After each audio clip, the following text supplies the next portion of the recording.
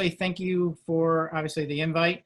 It's nice that you guys are going to share some of your Sunday evening or Thursday evening with me. So basically, let's get into this thing. So study an artist, think like an artist, and be an artist. So all of this has basically been my life motto as a professional photographer. So as a kid, my brother was a drawer. He could pick up a pen, incredible artist, and it was extremely frustrating for me. And it wasn't until I was 19, 20 years old that I got my first DSLR, and all of a sudden I figured out that I could express myself, through the camera lens. And obviously, it took a lot of learning, a lot of stress and frustration to get to where we are. But I love where I am now. I love where I'm going. Got some clear direction.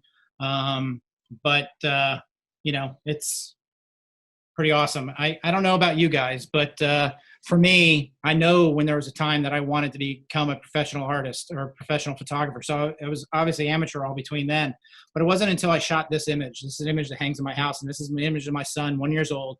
And I shot this image, and all of a sudden people started telling me, hey, you can make some money doing this. And I was like, do you think? And they're like, oh, yeah. So I decided, you know what, I think I'm going to give it a shot. And I tracked down I figure I better go to class, and I tracked down some classes. And the one place I ended up with was with this one crazy photographer. He was down in St. Pete at a place called Abner's back in the day, and his name was Rob Mormon. And I took a 2-weekend class, Saturday and Sunday, 2 weekends in a row with him. And at one point during that class, Rob said, hey, have you ever thought about being a professional? And I looked at him and I was like, well, yeah, I'm tossing around. That's why I'm here. And basically, Rob was the one to get me involved and got me into the association. So most of you, or I should say a lot of you here, know me very well. Many of you do not know me at all.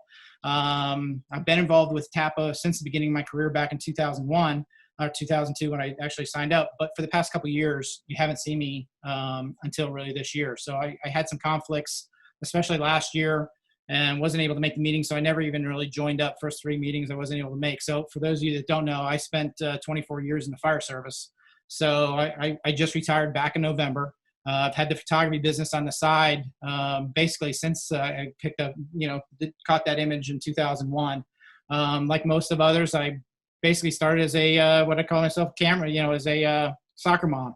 My kids were just a little bit younger, but Rob got me to join the associations initially. I started competing, and literally within a 3-month time period, joined the association, immediately began competing, and I basically purchased and I say large wedding studio. So some guys know my story. We're not going to get very much into it, but the studio I bought was shooting 950 weddings a year with 14 photographers, and I had an office staff of 5. So I kind of jumped 2 feet into the fire. And basically, I learned very quick what good photography was, what good photography wasn't, and where I wanted to go. And where I wanted to go was because I was joining the associations. I started competing, and I was seeing the incredible talent that not only our local area has, but also at the state level. And I was enamored, and I wanted to be them. And so I dove in and just started every class I could take, every seminar. I was part of every association, every meeting I could go to. Of course, I had a young family and was a firefighter at the same time, so everything was challenging, but I started to learn. So let's go a little bit with my style. What am I? So I am a classical photographer, and that's what I want to be. As we moved into the digital world there in early 2000, there was a lot of opportunities to start doing the compositing stuff. Well, I don't want to do that. I want to capture my clients in the environments which they are. It's part of the story. It's part of capturing that artwork, but it is a challenge because I don't have the crazy mind that and Randy, prime example, I don't understand how he thinks sometimes of some stuff he comes up and creates, but I wanted to stay classical. So I've had to challenge myself through the years to stay classical, and be who I was. I enjoyed fine art. I enjoyed the old photographers of the time. One of my early, first print merits was actually this image. And this was, again, my son shot 3 years later on his 4th birthday. And I shot this image. And to me, I look at it back today and I say, you know what? It's a classic image. And you can't tell whether it was shot today or whether it was shot 15 years ago. I hope 30 years from now, you're going to look at this image and say, you don't know. But this is what I competed with. And this was one of the things that woke me up, because it was early 2000s. We started doing the digital thing. We all started learning Photoshop, and I started to put all these lines out. Why'd I do it? Because I could. The judges loved it. It merited. It was something new. People hadn't seen it. But a couple years later, I looked back at it and I said, that's not what I want to be. So just because we can do things doesn't mean I want to do it. So I want to hone in on the classic skills, stay true to the fine art that has been done for hundreds and hundreds of years. So ultimately, this is where I'm going. So this is a image I've merited with one of my highest scores ever, merited up in the high 80s. And so, I'm creating ultimately these very majestic, what I like to consider majestic, and trying to keep it as a true art form. So most photographers, in my opinion, don't take the time to study the art theory. Ultimately, you want to learn the technical side of the camera. You think you got a beautiful subject, you're going to create a nice image. But in my opinion, and I believe in it strongly, if you don't understand the art theory, it's so much more than learning the buttons on the camera. You can learn all the buttons will come, but if you don't understand art theory, then how do you become and understand, basically the art behind it? So ultimately, what do? Well, you take time. Take the time. For me, I was in galleries all the time, anywhere I tried. And this was when I was young. So I've always been interested in the fine art world. And it was something that I was frustrated I could never do. So, but my family knows we go on vacation, and I'm not passing up a gallery without going in and walking through it, unless it's a contemporary gallery. That I don't. Yeah. So they're in New York. So what's the one in New York City? Anyway, it's new age stuff. Anyway, it doesn't fit. So anyway, any of the old galleries, stuff like that, I'm in there, I'm studying, I'm looking at. Obviously, Rembrandt is one of the photographers that we have learned to pick up some of his traits in which he was painting his lighting series, and it's known as the Rembrandt lighting. Everybody knows it for the most part. If you're doing any kind of portrait work, this is what he was known for. But there were a lot of painters of the 17th century that I enjoyed. And, another one of the famous ones, Johannes Vermeer, obviously known as his one of his famous paintings. I think it's called the Milk Lady, Milkmaid. One of them, I forget what it is, but photographers have been trying to create and duplicate this image. But one of the things he was wonderful about was storytelling. So storytelling is all about his work, as well as beautiful color palettes, beautiful color harmony. His paintings, if you really look into it, are amazing. So point being is, whatever kind of floats your boat, whatever you're into, go study it, go find it, go understand why painters put things where they do, why they pick colors the way they do it, what they do.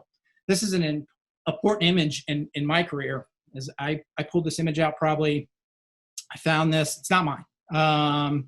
It was an artist. I loved it. It spoke to me.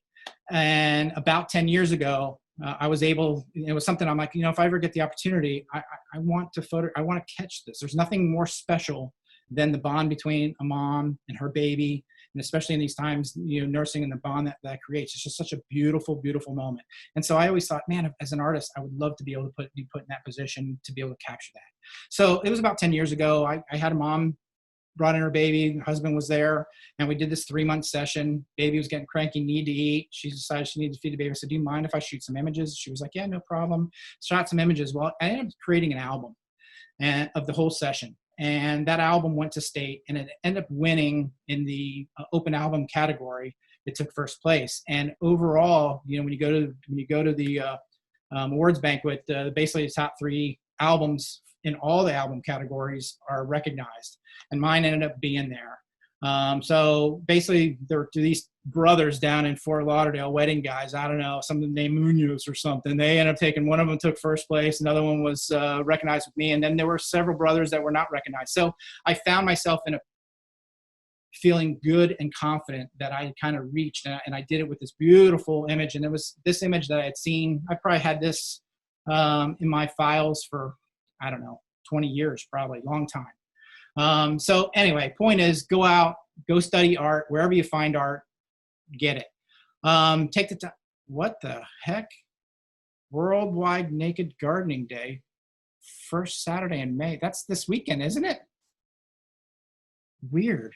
But if you zoom, wait a minute, if I zoom in, oh my God. Randy, what are you doing in there? Anyway, sorry. Get past that. Sorry. Got distracted. So I don't know how that got in there. So anyway, my home. my home is art. And it's an eclectic collection of art, when it comes down to it.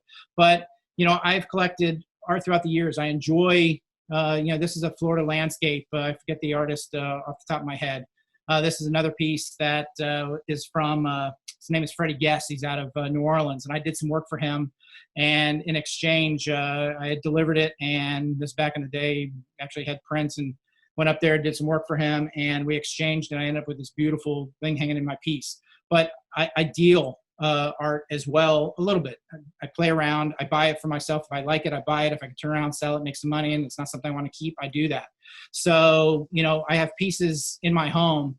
And again, I love the figural forms. I love the relationships. One of the things I love about shooting weddings and capturing, and I just love the art form of people.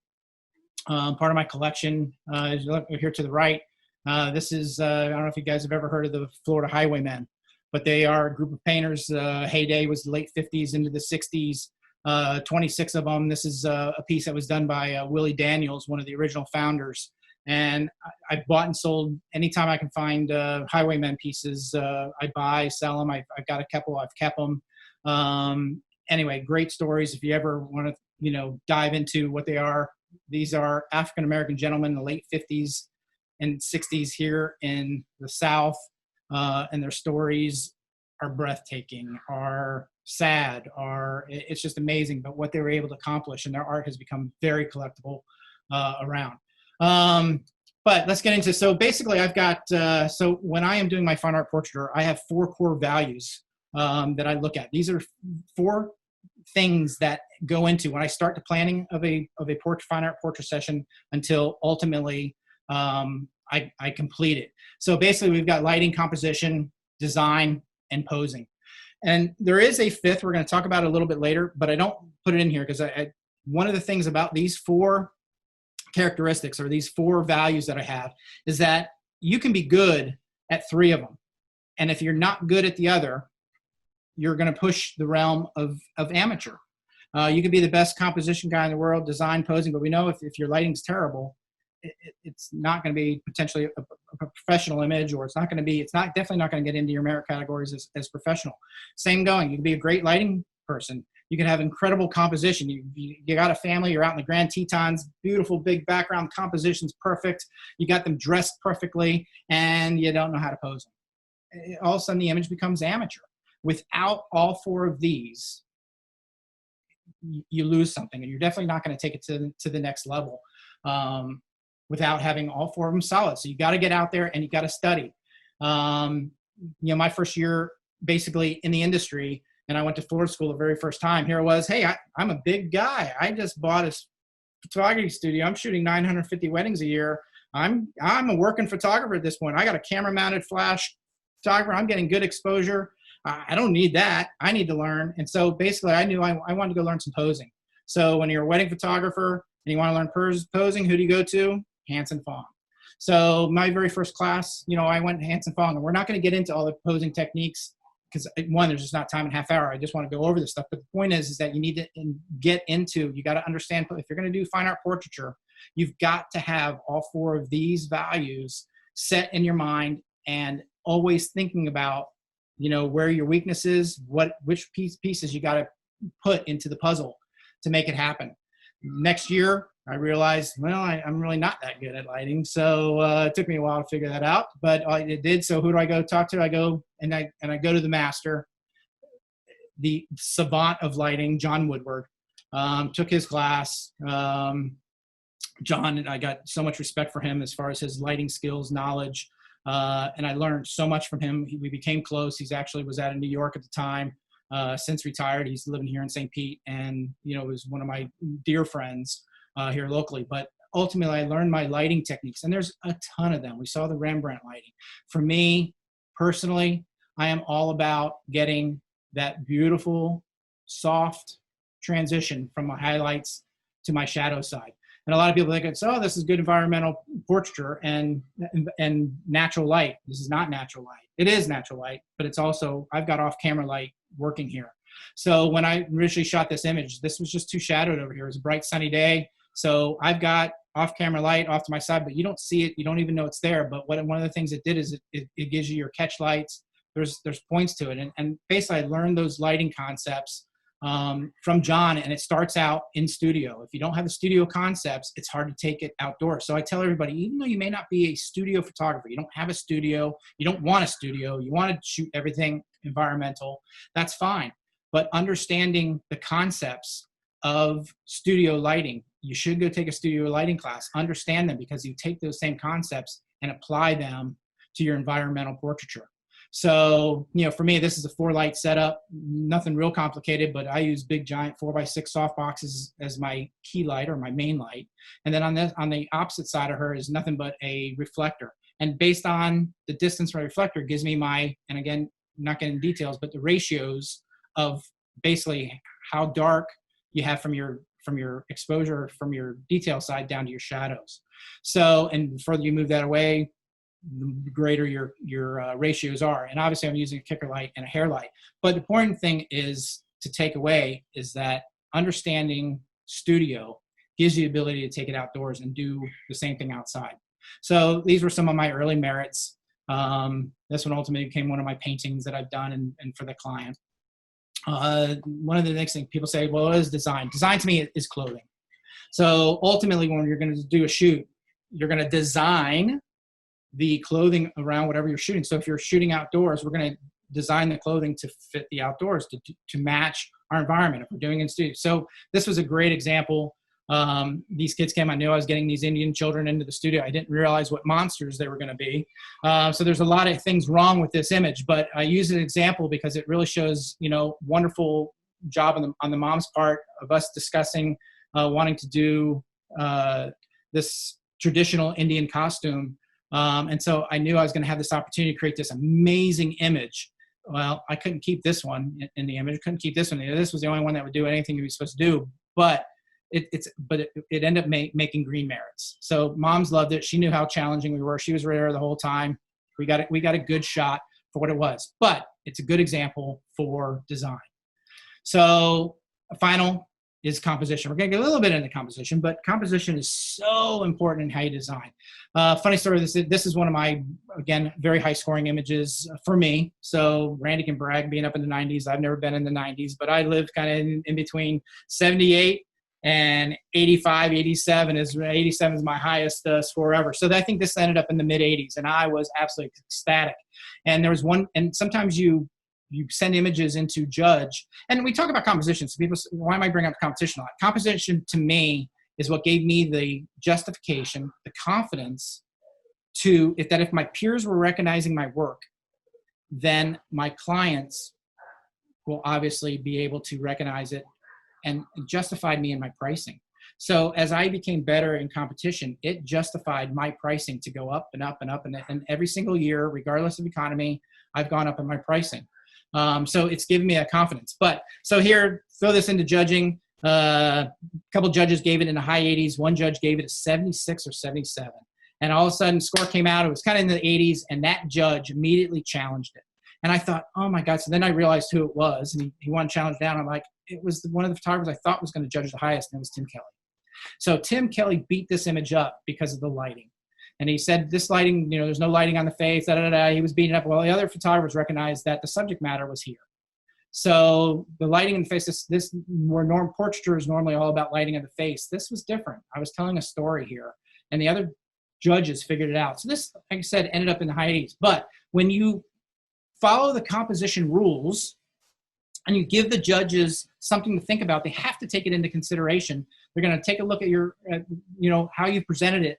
And the more things you can put in there that gives them the opportunity to score you higher, they're going to go higher. So if you can start to put a list together of all the compositional rules. So we're going to run through a few of these real quick. So basically rule of thirds. And I'm not going to get into depth with any of these, but we're going to just kind of talk about it a little bit. But obviously rule of thirds, we got foreground, middle ground, background. We're running a nice heaviness in top third here, lower third here. Please, she's in that intersection point. And it basically, intersection point fell right on her on that top left. Simplicity of the image, strong compositional rule. A simple image, there's nothing there to distract, take away. Ultimately, your eyes go right to where I want you to go, and it's right to her and right to her belly. Color harmony. So color harmony is huge. Again, we planned this. That was part of our design work. We were going to the beach. I knew what kind of lighting I was going to have. I knew what I wanted to wear. I could have done a little bit better. I would have liked to seen her in a little flowy garage, but this worked. It was a beautiful image for me, and I was happy to be out there with her. Depth of field, shallow depth of field gives us the ability to separate so that ultimately what somebody could complain, being that the horizon line goes through them, it's gone because it's so soft. I probably shot her at 2.8, 3.3, maybe 4.4. And then obviously the leading lines. Part of posing, when you dig into posing, is we've created what they call a C pose here. And it draws your eye right into her. So again, adding all these compositional features, rule of odds. I don't know how many people, it's one of the kind of the offset ones, but rule of odds says that basically odd numbers are always more of a stronger composition. So it's harder to pose 2 people as opposed to 3 people. So even numbers are more difficult. When painters paint scenes and they put birds in it, very seldom will you ever see a bird, well, you see 2 birds. You'll see 1 bird, or maybe you'll see 3 birds, 5 birds, or the whole flock, but very seldom you're going to see an even number of birds in a painter's thing. It's a stronger compositional view. It draws the eye. So you'll see sets of 3s. A lot of painters paint in 3s. Hey, Bill? Yes, sir. Can I get you to maybe expand your images? If you go up to where it says 100 in the top left corner. Yes. Can you make your images a little bit bigger so we can see that? So how about there that? we go. Thank you. Why are we waiting this long?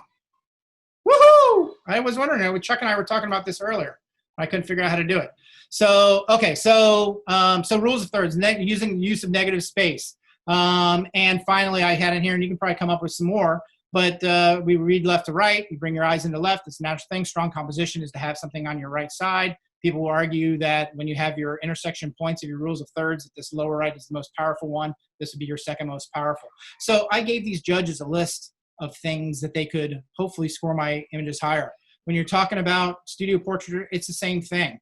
So, I'm creating as many of the compositional features that I can to not give them anything to fight about. So again, rule of thirds here, pretty heavily, easily shaped. Shapes, circles and triangles. If you notice right here, big, giant circular shape with a couch. You see a circular shape with my lighting scheme.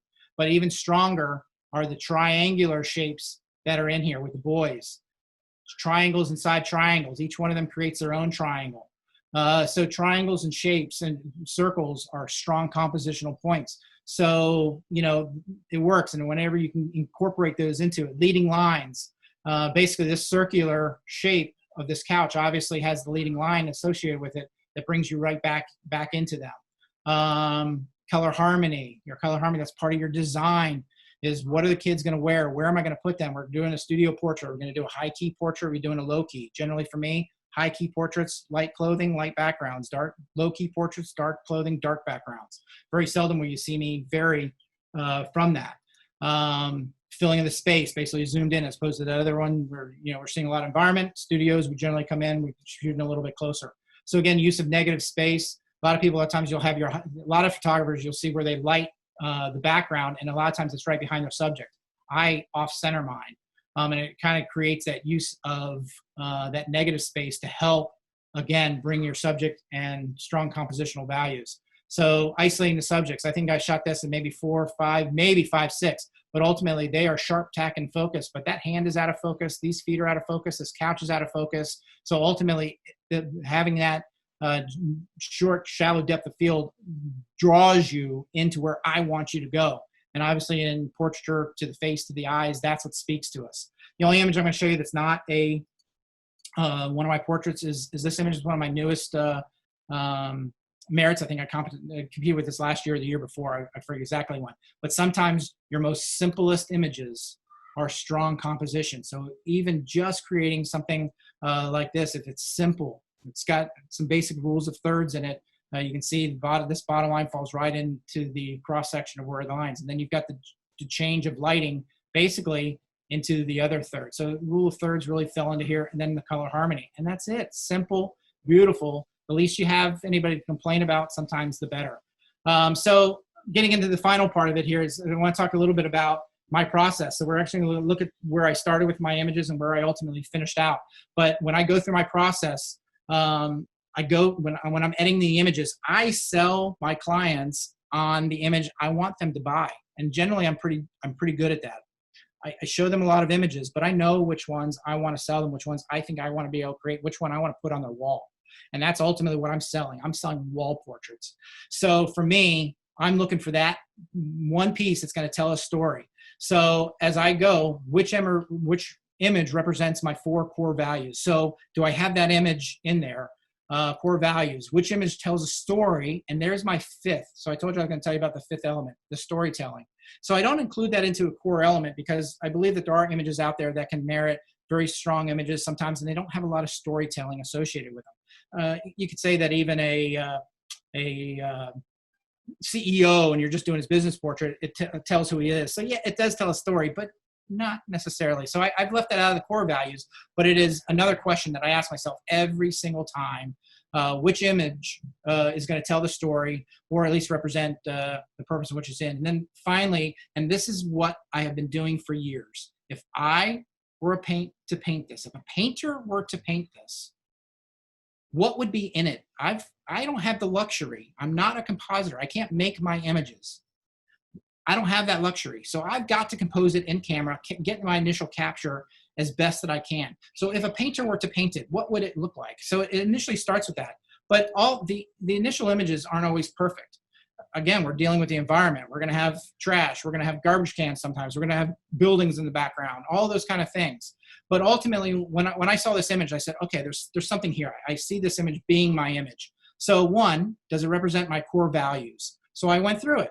Lighting's good. My composition is good. My design, we talked about clothing, and then you talk about posing. Well, there's no posing here. He's a 2-year-old. But ultimately, I put him into this environment. I got this stick for him. I gave him the opportunity to just play, and I was going to want to catch him in his moment. And that's what we did. So Mom loved this image, and we knew we were going to do something with this. But I started to look at it and I started to say, well, let's talk about the story. And I realized there was something wrong here, and it wasn't jiving for me because we were part of the story. We understood how important the stick was he was playing with it. But if you really look at this image, you really don't get that unless you were there. His mom knew he was there, and she knows how important that was to him that day. But if I had to convey this to somebody else, i.e. judges, or anybody who looks at it, I want someone to look at this image and feel what we were feeling that day. So I knew I had a problem. Need changes. So what changes? Well, little stupid things sticking out. I knew these trees. A painter wouldn't paint these trees in there. Painting wouldn't have that. Anything that's a distraction, anything that can draw your eye needs to go. I knew all this down here was going to be a problem. A painter's not going to paint in footprints into the ground. So I knew when we were putting him in his environment, we kind of tossed him up there a little bit because I didn't want footprints to break up what we had. But I shot this wide enough. I like doing panoramics. I knew I was probably going to be cropping that out anyway, which is exactly. But my story was the problem. So ultimately, I went to the store. I bought a bucket. It was silver. I went home. I painted it red. I went back out to the beach a separate day, photographed it separately because I'm not very good at Photoshop. So I knew I wouldn't just be able to photograph the bucket in my backyard, make it all look right and blend right. So I all of a sudden wanted to make a story. Well, kids play with buckets at the beach. This is what they do. So, and I also decided for composition, you see a lot of artists put in splashes of color. And so I wanted a splash of color. I wanted to put this red in there, kind of different as I blend in, but it worked. So the big question was, okay, well, did the client appreciate it? So does your client appreciate what you're doing? So here we were, I was at the frame shop. This is us framing it. Unfortunately, I don't have, this was a 60-inch print to go with their house. I don't have that hang in their home. What I do have is several years later, I got to photograph the family again. This was the sister image that I brought to their home, and I did my reveal. You can see the black cloth underneath it. I kind of did my reveal. But this house is under major construction. They're still not hung. But these two images are sister images to each other to be hung on their wall once this house is done. So not only did I get to create one portrait for them, I got to create two. So one of the whole family. And if you notice, they're not very big in this image. They want an environmental. Mom doesn't like herself. She's beautiful, beautiful lady, but she doesn't like close-ups. She's not going to have it. I knew she wasn't going to order anything. I created this big, giant environmental portrait for her. I kind of hid her between her husband and her son, and it worked. Let's take a look at another image. I know we're kind of running out of time. I'm there. So we're going to do a couple here real quick. So here's a family, doctor at Morton Plant. And basically we captured this image. I started going through the images. I'm looking for an image that I think I'm going to want to sell them. So values, does it have all the core values? It did. We're not going to go through them all, but it had my core values. I saw it. I liked it. Does it tell a story? Yeah, they're all interacting, kind of doing a cool thing. Need change. Well, I knew when I was shooting this, I was going to have an issue with all these things in the background, but I knew that it was within my realm to be able to fix it and get rid of them. So ultimately, I created this image, and shouldn't say ultimately, I created this image and brought it to them, and the order was placed. And I came back and I was like, I'm not happy with it. And I couldn't figure out initially why. But all of a sudden I realized what it was is we have good interaction here. Dad's involved, engaged, but all of a sudden we had a problem with her. And to me, she wasn't engaged. She wasn't part of the story. She was off in her own world, smiling, having a good time. But I was missing something. So again, I'm not a good Photoshopper, but I was like, I got to figure out how to fix this. So ultimately I found this image, and it was the two girls looking at each other. And I thought, oh my God, here's a story. They're telling, but I want mom and dad in the image. I didn't have an image with all of them doing what I wanted them to be doing. So with lots of grief, but ultimately I do have some, I talk about how bad my Photoshop skills, they're not all that terrible, but I found a way to merge. I used different hands from different images. And ultimately I created an image where all of them were interacting. I created the story. I took care of all my problems. And ultimately this became one of my paintings. And again, the question is, did the client appreciate it? There we are. This is my frame shop. I don't know if anybody knows Florida Frames, but they're in St. Pete over by the incinerator. But if you're not using Florida Frames, I make a lot of money on I make money on my framing. They are very expensive for very high quality. I actually a lot of times in this scenario, I brought them here, mom and dad, and I did my reveal here. So my initial reveal here, we pick out a frame, and then I do a second reveal at their home before I try and hang it. But that image is in their home. Here's one of my plastic surgeon down at Bayfront, I think is where he's at, but his family. So a little challenging, even numbers. So I knew I was going to have a challenge in posing. So ultimately, I kind of created some diamonds, got a lot of triangles going on. Mom and dad, I kind of posed them together. And ultimately, this to me was a feeling that this is what they created. So I ran through my values. All my values were there. There wasn't anything that was really off. It worked. As far as storytelling, it's good, straightforward family portrait. And it really didn't have a whole lot of needs and changes. So ultimately, there was the final painting and product that we hung on the wall. Once I do my paintings, I do embellish them. So now what I'm doing is once we print them on canvas, I'm taking acrylics, and the entire image gets covered with clear acrylic. I duplicate my brush strokes throughout the whole image, and then about 5 or 10%, maybe not that much, but gets colored acrylics. It's one of the things I'm learning, becoming better at, is mixing my colors. And I'm coming in and creating that texture onto these images. So ultimately, when it's done, my ultimate goal is to confuse artists. And I've had a few, especially down at Florida Frames, a lot of artists come in there. I'll have my stuff sitting there and people walk in and they do a double take. And I recognize one of the artists I recognized one time, and I knew exactly who he was. And he looked at it and goes, is that a paint? Is that a photograph? So he figured it out, but it confused him and he had to ask the question. And so I know that if I'm confusing very reputable, very beautiful portrait artists in the art community, then ultimately we're providing a pretty cool end product for our customers. So when this all said and done, these look, feel, and present as a painting. And that's where I'm kind of going. So I'm over. I know I got a few more, but we're going to end there. So I guess, Chuck, should I get rid of my screen and take some questions, or I should leave it up maybe? Are there questions? Stop sharing your screen, Bill, and then we'll just kind of all talk a little bit and take questions. All right. And let you know you're up to 14 people. So hey, nice. You got getting more people the whole time. Awesome. So, hey, Bill, let me ask you a question. You and I have had some, we were roommates at Imaging, and we were talking about what your ultimate goal is.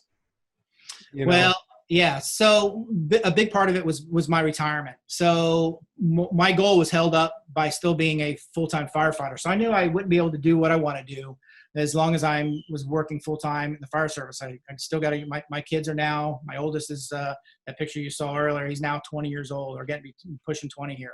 My daughter's 17. So they're starting to get to where they're going to go off to college. He's in college now. But ultimately I want to be the guy And where I'm going is my website's about this year. My website's changing. I'm doing a lot of painting these days. I'm practicing. I'm honing my skills. I'm taking images from the past and I'm painting them whether I'm getting paid or not. I'm going to completely reinvent myself, and everything's going to be about these mixed media art paintings. And I've got some things already lined up. But what I want to be is I want to be that guy that when you go to the Grand Tetons with your family, I want to be the guy that will come out there and capture that image with the Grand Tetons in the background. I want to be the guy to capture your family in Central Park with the big giant New York City skylines. I want to be the guy to go to the Eiffel Tower and photograph your family in front of the Eiffel Tower. So there are people out there who are successful and do that. So now that I have the ability to get out and go, I need to do so. I've done some images, like for example, I've done some portraits in Sweden. I did them in Denmark. I've shot weddings obviously overseas. I've been in Costa Rica. I've been in the Bahamas. So the potential is obviously out there. And if I can create, so my target market, top 5, 10%, that is who my target market is. And everything is going to change. I will still shoot. When people come to me, I'll absolutely shoot a wedding. But if someone finds me online to shoot a wedding, they're going to see paintings. So I want to sell a wedding based on them wanting a painting. I want this to be ultimately what every single one of my clients. Am I still doing headshots? Absolutely. Am I still doing baby pictures and stuff like that? Absolutely. Am I doing some commercial work? Absolutely. But I'm not going to be advertiser marketing it. I'm going to be changing my focus to being 100% painter. And that's what I want to be recognized at, and that's what I want people to think of me as. You and I talked about it, and I thought that was great. We talked about a lot about marketing and stuff like this, and I think you have a great idea and a great model. I wish you the best on it because it's a lot of fun to do that. You guys, anybody else has some questions here? Anybody? I just wanted to say that I knew Bill before he knew how to use a camera, and he took my basic photography class, and I'm very happy, very proud, and very excited to call you one of my peers and have you part of TAPA. Thank you, Rob. And ultimately, that's what this association is all about. If I didn't meet Rob, I never would have become a member of TAPA probably. But it was a matter of us, him inviting me in, and then me getting exposed to the incredible artists that our association has, from our local level all the way up to the national level. So, yeah, it's awesome to be part of this.